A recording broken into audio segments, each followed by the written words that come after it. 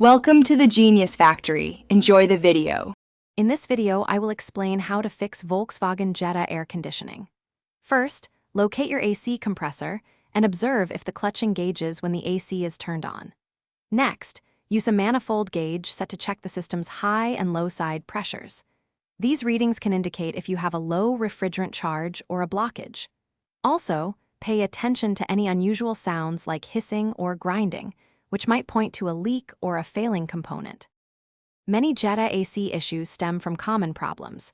Low refrigerant is a frequent culprit, leading to warm air. If air isn't blowing at all, your blower motor might be failing, or its resistor could be faulty. Another simple fix is checking your cabin air filter. A clogged filter severely restricts airflow, making your AC feel weak even if the system itself is working fine. Addressing these can often restore your cooling. If basic checks don't resolve the issue, it's time for deeper diagnostics.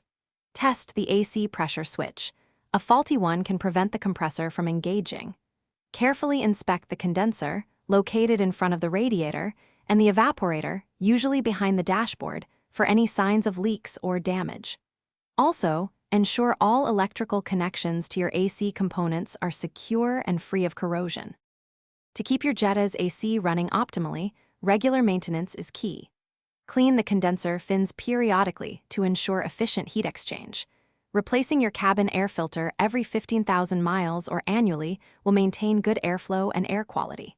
Remember, a well-maintained system lasts longer and performs better. Also, for those looking to improve their financial well-being, a book can truly change how you think about money. Check the description below for a link to this book and other great deals. Thanks for watching. If you found this helpful, don't forget to like and subscribe.